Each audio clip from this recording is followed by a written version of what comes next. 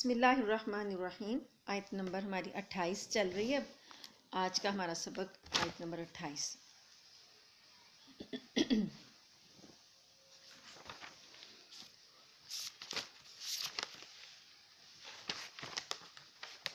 اعوذ باللہ من الشیطان الرجیم، بسم اللہ الرحمن الرحیم۔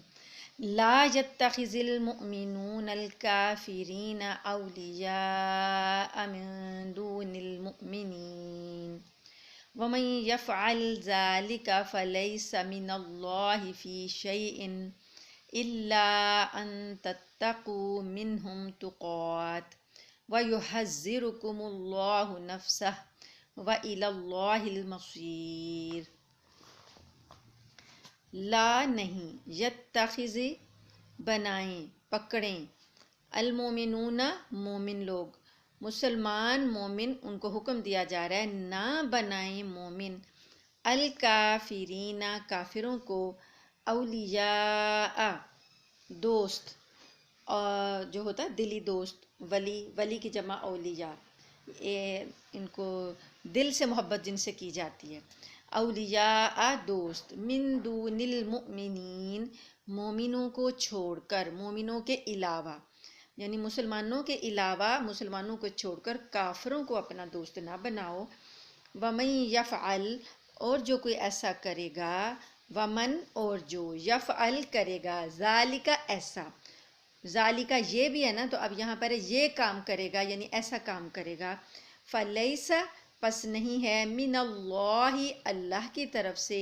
فی شیئن کوئی بھی چیز، کچھ بھی، یعنی اللہ سے اس کا کوئی تعلق نہیں ہے، الا مگر ان تتقوا یہ کہ تم ڈرتے ہو، منہم ان سے، تقات کسی اندیشے سے یا کسی ڈر سے، یعنی ان کی طرف سے کوئی خوف ہے، کوئی اندیشہ ہے، اس سے تم ڈرتے ہو۔ وَيُحَذِّرُكُمْ وَيُحَذِّرُكُمُ اللَّهُ اور ڈراتا ہے تم کو اللہ، نفسہ اپنی ذات سے، یعنی تم دشمنوں سے ڈرتے ہو تو اللہ تمہیں، کافروں سے تم ڈرتے ہو، اللہ تمہیں اپنی ذات سے ڈراتا ہے۔ وَإِلَى اللَّهِ اور اللہ ہی کی طرف، المصیر لوٹ کر جانا ہے، لوٹ کر جانے کا جو ٹھکانہ ہوتا ہے، جگہ ہوتی ہے، وہ ہے مصیر، اللہ ہی کی طرف تم کو لوٹ کر جانا ہے۔ دوبارہ سن لیں، لا یتخذ المؤمنون الکافرین نہ پکڑیں، نہ بنائیں مومن کافروں کو، اولیاء دوست، من دون المؤمنین مومنوں کو چھوڑ کر یا مومنوں کے علاوہ، ومن یفعل ذالک اور جو کوئی ایسا کرے گا، فلیس من اللہ پس نہیں ہے اللہ کے ساتھ، اللہ کی طرف سے، فی شیئن اس کے لیے کچھ بھی، یعنی اللہ کی طرف سے اس کا کوئی تعلق نہیں ہے، الا مگر یہ کہ یہ کہ تتقو تم ڈرو، منہم ان سے، تقات بچاؤ کے لیے یا اندیشے کے لیے، وَيُحَذِّرُكُمُ اللَّهُ اور وہ ڈراتا ہے تم کو اللہ، نفسہ اپنی ذات سے، یعنی اللہ سے کی ذات سے اگر ڈرو گے تو پھر کافروں کے اندیشے ختم ہو جائیں گے۔ وَإِلَى اللَّهِ اور اللہ ہی کی طرف، المصیر لوٹ کر جانا ہے، اللہ ہی کی طرف آپ سب کو لوٹ کر جانا ہے۔ اب اس آیت میں ایک اصول دیا گیا ہے، انفرادی اور اجتماعی، مسلمان مملکت کے لیے اور عام جو مسلمان ہیں ان کے لیے بھی، کہ وہ کفار سے دوستیاں نہ لگائیں، کافروں سے دوستی مت کریں۔ یہاں پر اللہ تعالیٰ نے ان آیات میں ایک دو مقامات پر اور بھی یہ ایسی آیتیں آئی ہیں۔ اس آیت میں اللہ پاک نے مومنوں کو منع کر دیا کہ وہ غیر مسلموں سے دوستی رکھیں۔ اسی طرح کی ایک آیت آپ کو ملے گی سورہ الممتحنہ میں، سورہ الممتحنہ کی پہلی ہی آیت ہے، پہلی ہی آیت میں اللہ تعالیٰ فرماتے ہیں، یا ایھا الذین آمنو اے لوگو جو ایمان لائے ہو، لا تتخذوا نہ تم پکڑو، عدوی میرے دشمن کو، وعدوکم اور اپنے دشمن کو، اولیاء دوست۔ یہ سورہ ممتحنہ جو ہے ہمارے 9 اور 10 کے سلیبس میں شامل تھی، اب آج کل کا مجھے پتہ نہیں ہے، لیکن چند 2-4 سال سے یہ چل رہی تھی سورت۔ اس کی پہلی ہی آیت میں یہ حکم تھا کہ اللہ پاک نے بتایا، مومنوں کو منع کر دیا کہ میرے دشمنوں کو اور اپنے دشمنوں کو اپنا دوست نہ بناؤ۔ تو یہ اس کی جگہ اللہ تعالیٰ نے یہ بھی فرمایا تھا کہ یہود اور نصارہ جو ہیں وہ آپس میں ایک دوسرے کے دوست ہیں، یہ آیت آگے چلے تو، اور تم میں سے جو کوئی دوستی کرے گا وہ انہی میں سے ہے، یعنی یہودی اور عیسائی آپس میں دوستی کر لیں گے، تمہارے ساتھ نہیں کریں گے، اور اگر تم ان کے ساتھ دوستی کرتے ہو تو گویا پھر تم انہی میں سے شمار ہو جاؤ گے۔ تو مسلمانوں کو مسلمانوں کے ساتھ ہی دوستی رکھنے کا اللہ پاک نے حکم دیا۔ اب یہ جو ہے دوستی کس حد تک کی جا سکتی، کیونکہ دنیا میں رہتے ہوئے، معاشرے میں رہتے ہوئے ایک دوسرے کے ساتھ اگر ہم رہتے ہیں تو ہماری یہ دوستی کس حد تک ہونی چاہیے۔ جیسا کہ پاکستان بننے سے پہلے ہندو اور مسلمان بر صغیر پاک و ہند میں اکٹھے رہتے تھے، تو آپ اگر تاریخ کا مطالعہ کریں یا اگر آپ نے اپنے بزرگوں سے کچھ واقعات سنے ہوں تو اندازہ آپ کو ہوگا کہ وہاں پر مسلمان ایک دوسرے کے ساتھ رہتے تھے، گھروں کے ساتھ گھر ملے ہوئے تھے، محلوں کے ساتھ محلے ملے ہوئے تھے، لیکن پھر بھی ایک فرق قائم تھا کہ مسلمان ان کے ہندوؤں کے معاملات کو، ان کے مذہب کو بالکل بھی اڈاپٹ نہیں کرتے تھے، اور ہندو مسلمانوں کے مذہب کو اڈاپٹ نہیں کرتے تھے، بلکہ جو جیسا پردے کا ہوتا تھا لحاظ اور کھانے پینے کا اور حلال اور حرام کا، یہ سب ان چیزوں کا خیال رکھا جاتا تھا۔ دوستیاں تھیں لیکن وہ اس طرح کی تھی کہ جیسے معاشرے میں آپ نے رہنا ہے، تجارت کرنی ہے، سودا سلف لینا ہے، لین دین کرنا ہے، اس ٹائپ کی دوستیاں تھیں، لیکن دلی دوستیاں نہیں تھیں، رشتے ناطے نہیں کیے جاتے تھے۔ تو اس طریقے سے ہمیں اب دوسرے ممالک جو ہیں، ہماری حکومتوں کو دوسرے ممالک کے ساتھ جب تعلقات رکھنے ہوں گے تب بھی یہی آیت سامنے آئے گی کہ غیر مسلم ممالک کے ساتھ ایسی دلی دوستیاں نہ کی جائیں کہ ان کو اپنے راز دے دیے جائیں، ان کو اپنے خاص جو مسلمانوں کے کام ہیں ان میں ان کو شریک کر لیا جائے، ہم اپنی کوئی خاص پلاننگ کریں اس میں ان کو شریک کریں، نہیں، ایسا نہیں ہو سکتا۔ اپنی کیبنٹ میں شریک نہیں کر سکتے، اپنے آئین میں ان کو حصہ نہیں دے سکتے، یہ چیزیں ہیں۔ تبھی تو ہمارے آئین کا جو حصہ ہے اس کا یہ ہے کہ پاکستان کا جو صدر اور وزیر اعظم ہے وہ کبھی بھی غیر مسلم نہیں بن سکتا، کیونکہ پاکستان اسلام کے نام پہ حاصل کیا گیا۔ تو ایسی چیزیں ہمارے آئین میں موجود ہیں کہ یہاں پر غیر مسلم جو ہیں وہ اقلیت کی صورت میں رہیں گے، وہ بڑے بڑے ہمارے کلیدی جو عہدے ہیں اور ہمارے جو راز ہیں وہاں تک ان کی رسائی نہیں ہوگی۔ لیکن ہمارے جو حالات چل رہے ہیں ان حالات میں یہ سب چیزیں جو ہیں ان پر کسی پر عمل نہیں کیا جاتا، تبھی اتنی افراتفری کا عالم ہے۔ اللہ پاک نے جو دوستیاں نہ کرنی ہیں اس کا تو کلیئر کٹ حکم دے دیا، لیکن تھوڑا سا ایک اجازت یہاں سے دی ہے کہ اِلَّا أَن تَتَّقُوا مِنْهُمْ تُقَاتٍ، مگر یہ کہ تمہیں ان کی طرف سے کسی اندیشے کا ڈر ہو تو پھر تم اپنے بچاؤ کے لیے ان سے تعلقات اور دوستی رکھ سکتے ہو۔ وہ کس حد تک ہیں وہ حدود بھی بتا دیں، وہ لمٹس بھی بتا دیں، اور اس سے پہلے کا جو ٹکڑا ہے وہ بڑا یعنی کہ ڈرا دینے والا ہے کہ وَمَن يَفْعَلْ ذَلِكَ فَلَيْسَ مِنَ اللَّهِ فِي شَيْءٍ، جو کوئی دوستی کرے گا غیر مسلموں سے، کافروں سے، دلی دوست بنائے گا ان کو، اللہ کے پاس پھر اس کا کچھ حصہ نہیں ہے، یعنی اللہ کے ہاں اس کے لیے کوئی مقام نہیں ہے، اللہ کے ہاں اس کے لیے کوئی ثواب نہیں ہے، اللہ کے ہاں اس کے لیے کوئی درجہ نہیں ہے۔ یہ ٹکڑے کو اگر انسان دیکھے تو انسان ڈر جاتا ہے کہ واقعی اگر دنیا کی جو دوستیاں ہیں اس کے لیے ہم اپنی آخرت کو قربان نہیں کر سکتے، تو پھر اللہ پاک نے جو اجازت دی ہے نا، اس اجازت میں علماء اور فقہا نے جو نکالے اصول، جو طریقے بتائے ہیں، اس میں کچھ تدابیر یا کچھ لمٹس جو مقرر کی ہیں وہ یہ ہے کہ اس میں پہلا یہ ہے کہ پہلا جو اس سے واضح ہوتا ہے، اس آیت سے حکم جو واضح ہوتا ہے، پہلا حکم تو اس میں سے یہ نکلتا ہے کہ مسلمان کافروں کو دوست نہ بنائیں مسلمانوں کو چھوڑ کر، کیونکہ اسلام نور ہدایت ہے اور کفر کیا ہے؟ کفر ظلمت ہے، اندھیرا ہے۔ تو نور اور اندھیرا، روشنی اور اندھیرا آپس میں کبھی جمع نہیں ہو سکتے، ٹھیک ہے؟ تو ان دونوں کی، یہ دونوں آپس کے متضاد ہیں نا، ضد ہیں ایک دوسرے کی، یہ دونوں آپس میں کبھی جمع نہیں ہو سکتے۔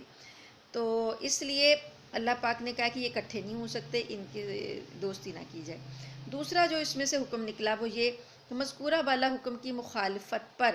یہ وعید سنائی گئی ہے کہ اگر اس حکم کو نہ مانا جائے گا تو اللہ کی طرف سے یہ وعید سنائی گئی ہے کہ جو کوئی کافروں کو دوست بنائے گا ایسے شخص کو اللہ تعالیٰ سے پھر کوئی سروکار نہیں ہے. ٹھیک ہے، اللہ تعالیٰ سے اس کا مطلب ہے اس کا کوئی تعلق نہیں ہے. نمبر 3 حکم یہ نکلا کہ ایک صورت یہ نکلتی ہے کہ محض تدبیر کی خاطر، تدبیر اور انتظام کے درجے میں، کہ آپ نے انتظامی معاملات چلانے ہیں اور تدبیر کچھ کرنی ہے، تو ان سے کافروں سے ظاہری دوستی کی اجازت اس حد تک ہے کہ ان کے شر سے اور ان کے ضرر سے بچنے کے لیے ضروری حفاظتی تدابیر اختیار کی جاتی ہیں. تو وہاں پر جتنی ضرورت ہو ان سے دوستی کی اتنی کی جا سکتی ہے، لیکن دلی تعلق اور قلبی تعلق اور محبت، دلی محبت، وہ کسی بھی حالت میں جائز نہیں. اب آپ دیکھیں کہ اسلام نے اگر ایک مسلمان مرد کو ایک کافر عورت سے شادی نہ کرنے کا حکم دیا ہے، یا کافر عورت کو ایک مسلمان مرد سے شادی نہ کرنے کا حکم دیا، تو اس کی کیا حکمت ہے؟ یہی حکمت ہے، کیونکہ جب انسان رشتہ ازدواج میں بندھ جائے گا تو محبت تو ہوگی، دلی محبت ہوگی، میاں بیوی کے درمیان آپس میں دلی محبت ہوتی ہے. تو پھر ایک فریق کافر ہے اور ایک مسلمان ہے، تو کیسے محبت ہو سکتی ہے؟ یہ چیزیں جو ہیں انسان کی لمٹس کو مقرر کر دیتی ہیں، مسلمان کے لیے ایک لمٹس مقرر کر دیتی ہیں کہ وہ اللہ کی محبت کو غالب رکھے، اللہ کی محبت پر دنیا کی کسی محبت کو غالب نہ آنے دے. پھر دنیاوی معاملات بھی آسان ہوتے چلے جاتے ہیں. ہم لوگ جب غیروں سے ڈرتے ہیں، اور غیروں سے جب ڈرتے ہیں تو ان کے احکامات کو مانتے ہیں، ان کے احکامات کو مانتے ہیں، تو اللہ کا ڈر ہمارے دل سے نکل جاتا ہے، ہم بزدل ہو جاتے ہیں. حالانکہ مومن صرف جو ہے اللہ سے ڈرتا ہے. اللہ تعالیٰ فرماتے ہیں وَيُحَذِّرُكُمُ اللَّهُ نَفْسَ، اللہ تم کو اپنی ذات سے ڈراتا ہے اور تم کافروں سے ڈرتے پھرتے ہو. تو مسلمان بہادر ہی جب ہوتا ہے جب اس کے دل میں اللہ کا ڈر ہو اور دنیا کی کسی طاقت کا خوف نہ ہو. آپ اپنی تاریخ اسلام کا مطالعہ کریں تو ہمارے جو مجاہد ہیں وہ کس بیس پہ لڑتے ہیں؟ وہ اللہ کی محبت کی بیس پہ لڑتے ہیں، اور کوئی بھی رشتے ناتے جو ہیں اور دنیا کے معاملات کچھ بھی ان کے آڑے نہیں آتے. ان کے دل میں اگر خوف ہوتا تو اللہ کا ہوتا، تبھی وہ بے جگری کے ساتھ اور بہادری کے ساتھ کافروں کا مقابلہ کر جاتے ہیں. اور حیرت ہوتی ہے کہ اس طرح کا بہادری کا مقابلہ بھی کوئی کر سکتا ہے. تو وہ ایک ہی پاور ہوتی ہے پیچھے، وہ ہے اللہ کی محبت، اللہ کا خوف، اللہ کا ڈر. اور اللہ کی محبت جب ہوتی ہے پھر انسان پہاڑوں سے بھی ٹکرا جاتا ہے، آگ کے سمندر میں بھی کود جاتا ہے، اور پانی کے سمندروں میں بھی کود جاتا ہے. تو کوئی پھر اس کو چیز جو ہے وہ روک نہیں سکتی. وَإِلَى اللَّهِ الْمَصِيرُ، اور اللہ ہی کی طرف لوٹ کر جانا ہے. اب یہ رخصت دی گئی ہے نا ظاہری میل ملاپ کی، لیکن دل میں ان کی طرف سے حقیقی محبت و رغبت کو نہ کرنے کا حکم دیا گیا. صحیح بخاری شریف میں حضرت ابو دردہ رضی اللہ تعالی عنہ سے مروی ہے کہ ہم بعض قوموں سے کشادہ پیشانی سے ملتے ہیں لیکن ہمارے دل ان پر لعنت بھیجتے رہتے ہیں. یعنی ہم معاملات تو طے کر رہے ہوتے ہیں لیکن دل میں ہماری نفرت ہی ہوتی ہے، دل میں ہمارے ان کے لیے بالکل بھی کوئی محبت نہیں ہوتی، لیکن بظاہر ہم ان کے ساتھ معاملات طے کر رہے ہوتے ہیں. حضرت ابن عباس رضی اللہ عنہ فرماتے ہیں کہ صرف زبان سے اظہار کرے بندہ، لیکن عمل میں ان کے ساتھ ایسے وقت میں بھی ہرگز وہ ان کا ساتھ نہ دے. یعنی زبان سے آپ ان کے ساتھ جو معاشرتی تعلقات وغیرہ ہیں ان سے اظہار کر سکتے ہیں، امن کا اور آشتی کا پیغام دے سکتے ہیں، لیکن عمل جو ہے نا وہ عملاً اندر آپ کے دل کے اندر ان کی کوئی محبت نہیں ہونی چاہیے. تو مفسرین جو ہیں یہی تفسیر اس کی بیان کرتے ہیں، کیونکہ ایک اور آیت سورہ النحل کی وہ بھی اس کی تائید کرتی ہے کہ 106 نمبر آیت ہے سورہ النحل کی، من کفر باللہ من بعد ایمانہ، جس نے کفر کیا اللہ کے ساتھ من بعد ایمانہ، اپنے ایمان کے بعد. یعنی اگر کوئی ایمان لانے کے بعد دوبارہ کافر ہو گیا، ایمان لانے کے بعد دوبارہ اس نے انکار کر دیا، الا من اکرہ قلبہ مطمئن بالایمان، مگر ایسا شخص جس کے دل میں کفر کی جو ہے نفرت ہے اور اس کا دل ایمان پر مطمئن ہوتا ہے، اس کو اللہ معاف کر دے گا. مطلب یہ کہ اگر کوئی شخص ایمان کی حالت میں دوبارہ کفر کا کوئی ایسا کام مجبوراً کر لے لیکن دل میں اس کے ایمان ہے، مجبوراً اسے کروایا جا رہا ہے، جیسے کہ ہمارے جاسوس ہوتے ہیں، وہ جاسوس جاتے ہیں دشمنوں کے ملک میں، انہی کا بھیس بدل کے، انہی کے جیسے کام کر کے، ان کے اندر گھس کے ان کی معلومات لے کے آتے ہیں، لیکن دل میں ان کے ایمان ہوتا ہے، اوپر سے وہ ویسے عمل کر رہے ہوتے ہیں جیسے کہ وہ انہی میں سے ہیں۔ تو یہ چیزیں جو ہیں ان مخصوص حالات میں جائز ہے، یا کبھی ایسا موقع آ جائے کہ ایک شخص پر اتنا ظلم کر دیا جائے کہ اس کو دل میں اس کے ایمان ہے لیکن بظاہر کافروں سے بچنے کے لیے وہ کوئی ایسا کلمہ کفر کہہ دے کہ اپنی جان چھڑانے کے لیے کہہ دے کہ کافر یہ سمجھیں کہ اس نے کلمہ کفر کہہ دیا تو اب اس کو چھوڑ دو، کوئی ایسا مجبور کر دیا جائے لیکن اس کا دل ایمان سے بھرا ہوا ہو، ظاہری کوئی ایسا بچاؤ کرنے کے لیے وہ کہہ لے، تو کچھ حالات میں ایسے شخص کے لیے بھی اجازت ہے، ورنہ اللہ کے ایمان لانے کے بعد، اللہ کے اس حکم کے بعد کافروں کے ساتھ کوئی محبت اور کوئی دلی لگاؤ کی اجازت نہیں دی گئی۔ پھر اللہ تعالیٰ یہ بھی فرماتے ہیں کہ اللہ تعالیٰ تمہیں اپنے آپ سے ڈراتا ہے، یعنی اپنے اللہ کے دبدبے اور اللہ کے عذاب سے اللہ تعالیٰ تمہیں ڈراتا ہے، اور یہ تم یاد رکھو کہ اللہ ہی کی طرف لوٹنا ہے، ہر عمل کرنے والے کو اس کے عمل کا بدلہ وہی ملے گا۔ حضرت معاذ رضی اللہ تعالیٰ عنہ نے کھڑے ہو کر فرمایا، اے لوگوں، میں اللہ کے رسول صلی اللہ علیہ وآلہ وسلم کا قاصد ہو کر تمہاری طرف آیا ہوں، کیونکہ جب نبی کریم صلی اللہ علیہ وسلم نے حضرت معاذ بن جبل کو یمن کی طرف اپنا سفیر بنا کر بھیجا، قاصد بنا کر بھیجا، قاضی بنا کر بھیجا، تو انہوں نے وہاں پر فرمایا کہ میں اللہ کے رسول صلی اللہ علیہ وسلم کا قاصد ہو کر تمہاری طرف آیا ہوں، جان لو کہ اللہ کی طرف تم سب کو لوٹ کر جانا ہے، پھر یا تو جنت ٹھکانا ہوگا یا جہنم ٹھکانا ہوگا۔ اگلی آیت ہے کہ قُلْ إِن تُخْفُوا مَا فِي صُدُورِكُمْ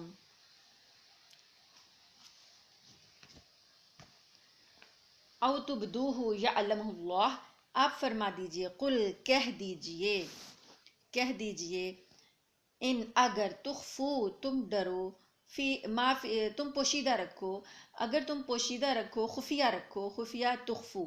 ما فی صدورکم،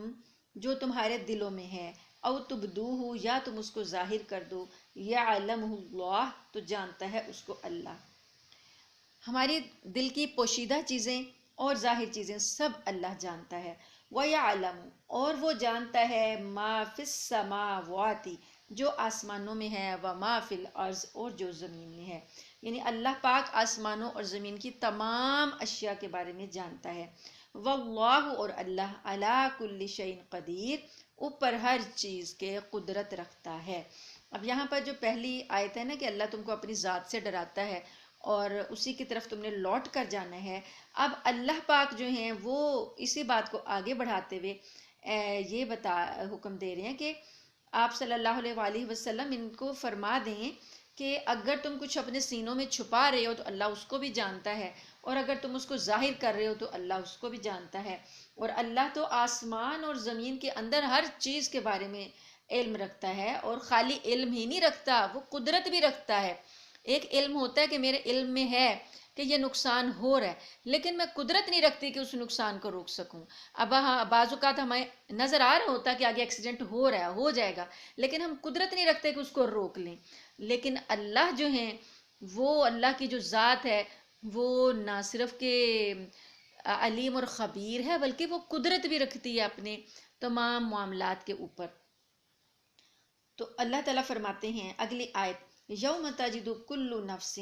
اس دن ہر نفس پا لے گا، ما عملت، جو اس نے عمل کیا، من خیر، بھلائی سے، محضرہ، حاضر کیا ہوا، جو بھی کوئی بھلا عمل کر کے جائے گا تو وہ اس کو وہاں پر حاضر موجود پائے گا قیامت کے دن، وما عملت من سوء، اور جو عمل کیا ہوگا برائی کا وہ بھی اس کو حاضر کر دیا جائے گا۔ تودو، اس دن چاہے گا وہ، لو، کاش، انا، کہ ہوتا، بینہا، اس کے درمیان، یعنی وہ جو برائی کی تھی اس کے درمیان، وبینہ، اور اس آدمی کے درمیان، امدن بعیدا، دور کا فاصلہ، بہت دور کا فاصلہ، بعید دور کو کہتے ہیں، امدن مسافت یا فاصلہ۔ وَيُحَذِّرُكُمُ اللَّهُ نَفْسَهُ، دوبارہ وہی آیت آئی، اور تم کو ڈراتا ہے اللہ اپنی ذات سے، واللہ، اور اللہ، رعوف بالعباد، اللہ تعالیٰ شفقت فرمانے والا ہے اپنے بندوں پر۔ اب یہ جو آیات ہیں، ان آیات کو اگر سمجھ لے انسان اور اپنے دل میں بٹھا لے تو پھر کافروں کی دوستی جو ہے اور کافروں کے ساتھ دوستی نہ کر کے جو مفادات کا خوف دلوں میں ہوتا ہے کہ یہ نقصان ہو جائے گا، وہ ہو جائے گا، یہ مفاد نہیں ملے گا، وہ مفاد نہیں ملے گا، وہ سارے مسئلے جو ہیں وہ حل ہو جاتے ہیں۔ اب جو یہاں پر دوستی وغیرہ کا جو اللہ تعالیٰ نے پچھلی آیت میں بتایا، تو اگر کوئی ایسی حکومت ہو جس سے کہ نقصان پہنچنے کا اندیشہ ہو تو اس کے ساتھ معاملہ طے کر لیا جائے، تاکہ دوستی کا یعنی جیسے سفارتی تعلقات ہوتے ہیں اس طریقے سے کر لیے جائیں کہ وہ معاہدہ ایسا کر لیا جائے کہ وہ ہمیں نقصان نہ پہنچا سکیں۔ ظاہر ہے وہ ہمارے ساتھ معاہدے میں بندھ جائیں گے تو پھر وہ ہمیں نقصان نہیں پہنچا سکیں گے۔ لیکن ایک معاملہ الگ ہے اہل حرب لوگوں کا۔ اہل حرب کیا ہوتے ہیں؟ جن کے ساتھ جنگ چل رہی ہو، مثلا دو ملک ہیں، ان کے درمیان آپس میں جنگ چل رہی ہے، وہاں پر وہ اب اہل حرب ہیں، وہ ہمارے ساتھ جنگ کر رہے ہیں۔ تو جب انسان حالت جنگ میں ہوتا ہے نا، وہاں پر پھر کوئی درمیان سے صلح کے معاہدے کرے وہ پھر ناجائز ہو جائے گا۔ اب حکومت پاکستان کی حکومت برطانیہ کے ساتھ اگر کوئی چپکلش ہے، سفارتی تعلقات بند ہیں، تو کوئی ایک پارٹی اٹھتی ہے اور جا کے ان کے ساتھ دوستیاں کر لیتی ہے، تو یہ پھر غلط ہوگا، یہ ناجائز ہوگا۔ اہل حرب کے ساتھ دوستی جو ہے وہ کسی بھی حالت میں جائز نہیں ہوگی جب تک کہ صلح نہ ہو جائے۔ تو اللہ تعالیٰ فرماتے ہیں کہ اگر تم ایسی باتیں دلوں میں رکھو، کیونکہ پہلے بتایا نا کہ اگر کسی شخص کے دل میں ایمان ہے لیکن بظاہر اس کو مجبور کر دیا گیا ہے کہ وہ کوئی ایسا کام کرے، تو اللہ تعالیٰ اس کے دل کے حال کو جانتا ہے، تو اس کو اجازت دی گئی ہے۔ تو اب اللہ تعالیٰ کا جو ڈر ہے وہ اس بات سے جو ہے وہ دل میں آئے گا کہ اللہ تعالیٰ ہر پوشیدہ بات کو جو سینوں کے اندر ہے، دلوں کے اندر ہے، اس کو بھی جانتا ہے، اور جو ہم ظاہر کر دیتے ہیں اس کو بھی جانتا ہے۔ وہ اس کا علم جو ہے سب چیزوں کو ہر وقت اور ہر لحظہ گھیرے ہوئے ہے، زمین کے گوشوں میں۔ یہ چھوٹے سے چھوٹے آپ زمین کے کونوں میں چلے جائیں، کونوں خدروں میں چلے جائیں، زمین کے جتنے حصے ہیں، جتنے کنارے ہیں، جتنے بھی اس کے گوشے ہیں، ان میں پہاڑوں میں، سمندروں میں، آسمانوں میں، ہواؤں میں،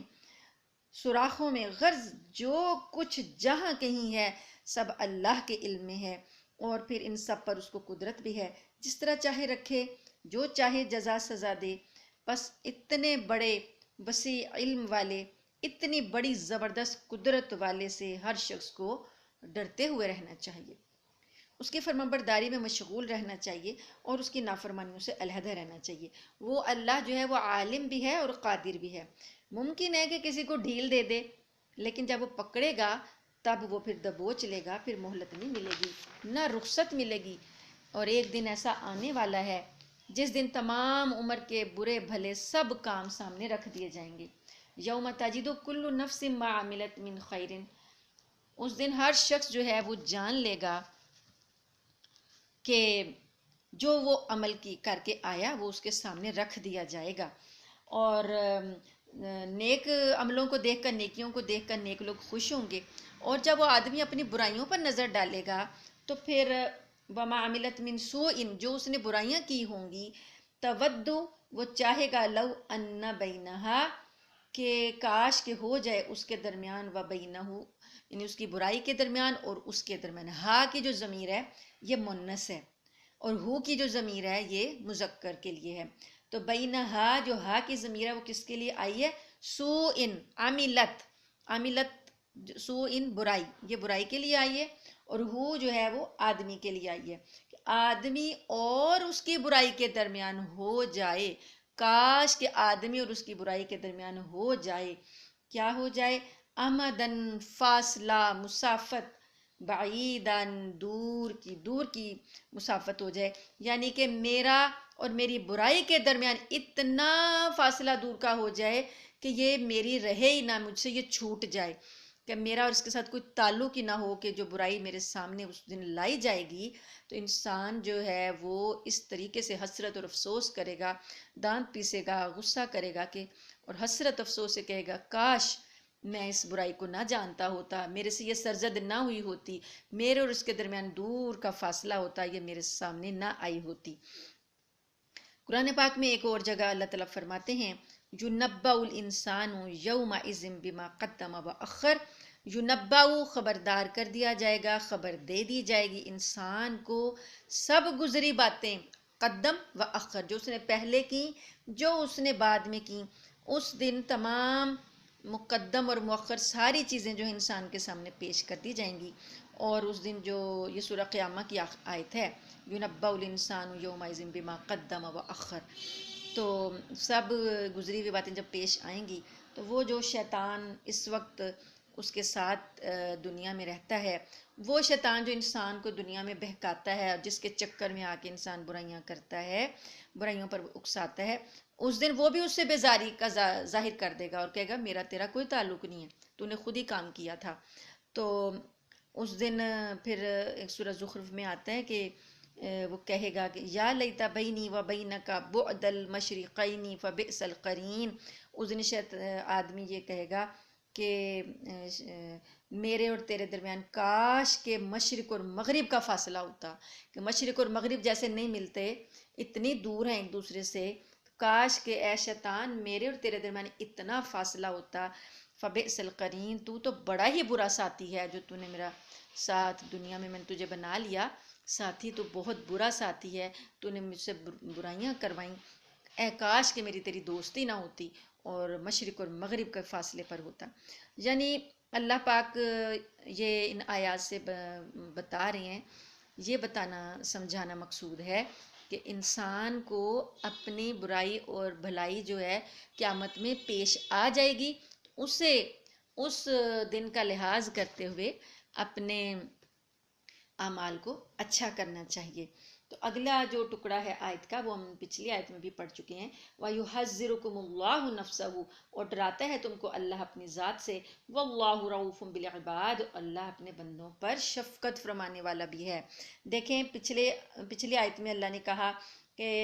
اللہ تمہیں اپنی ذات سے ڈراتا ہے، وَإِلَى اللَّهِ الْمَصِيرُ، تمہیں اس کی طرف لوٹ کر آنا ہے، یہ بات سوچو تو اللہ سے ڈرو۔ اب یہاں پر اللہ تعالیٰ نے اپنی شفقت کا بھی اعلان فرمایا کہ اللہ تم کو اپنی ذات سے ڈراتا ہے اور اللہ اپنے بندوں پر شفقت فرمانے والا ہے، وہ بڑے رحم اور پیار سے تمہیں سمجھا رہا ہے، تمہاری خیر خواہی کر رہا ہے دنیا میں، اسے تم سے محبت ہے تو وہ تمہیں سیدھا راستہ بتا رہا ہے، اسے تم سے محبت ہے تو وہ تمہیں شیطان کے راستے سے بچنے کے طریقے بتا رہا ہے اور اللہ اپنی طرف تمہیں بلا رہا ہے، اور یہ اس کی سراسر مہربانی اور لطف اور محبت ہے کہ وہ اپنی ذات سے، اپنے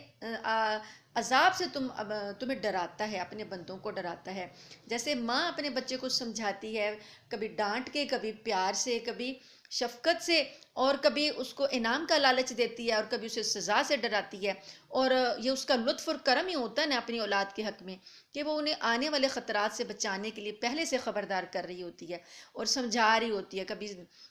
ڈرا دیتی ہے اور کبھی پیار سے ان کو انعام کے اور اچھے انجام کے بارے میں خوشخبریاں دے دیتی ہے۔ تو اللہ تعالیٰ کی یہ لطف اور مہربانی ہے اپنے بندوں پر کہ وہ ڈرا رہا ہے اپنے بندوں کو اپنے سے، اور بندوں کا بھی کام ہے کہ وہ اللہ کے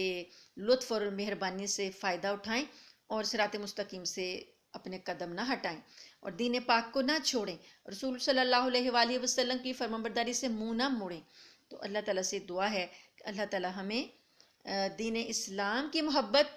اللہ تعالیٰ اپنی محبت، اللہ تعالیٰ اپنے رسول کی محبت ہمارے دلوں میں ڈال دے، ہمارے عمل سے ظاہر ہو جائے، اور ایک یہ بات کہ جو دلی دوست ہوتا ہے انسان اس کو اس کی عادتوں کو ایڈاپٹ کرنے کی کوشش میں لگا رہتا ہے۔ آپ نے دیکھا ہوگا ہمارے بچے جو ہیں جب کسی کو دوست بناتے ہیں تو کتنی زیادہ ایک دوسرے سے ان کی عادتیں جو ہیں وہ ملنی شروع ہو جاتی ہیں، حتیٰ کہ ہیئر سٹائل بھی ایک جیسے بنا لیتے ہیں بچے ایک جیسے کپڑے پہننا پسند کرتے ہیں، بچیاں جو ہوتی ہیں، فرینڈز جو ہوتی ہیں، بڑی بیسٹ فرینڈز جو ہوتی ہیں، کوئی فنکشن وغیرہ تقریب آتی ہے تو وہ کہتی ہیں جی ہم ایک جیسے کپڑے پہنیں گے، ایک جیسا سٹائل بنائیں گے۔ یہ کیا ہوتا ہے؟ یہ اپنی دلی محبت کا اظہار ہوتا ہے۔ اسی لیے جب ہمیں اللہ سے محبت ہوگی تو ہم اللہ کے انداز کو اپنائیں گے، جب ہمیں رسول صلی اللہ علیہ وآلہ وسلم سے محبت ہوگی تو ہم رسول صلی اللہ علیہ وآلہ وسلم کی سیرت کو اپنائیں گے، ہمارے عمل سے اظہار ہوگا کہ ہم ان سے محبت کرتے ہیں۔ یہ ہو نہیں سکتا کہ محبت ہمیں اللہ اور اس کے رسول سے ہو اور ہمارے ظاہری حلیے، ظاہری رویے، ہمارے بول چال، ہمارے رہن سہن، ہمارے معاملات، ہماری تقریبات، ہمارے جو میل ملاپ کے طور طریقے ہیں وہ ہندوؤں کی طرح کے ہوں یا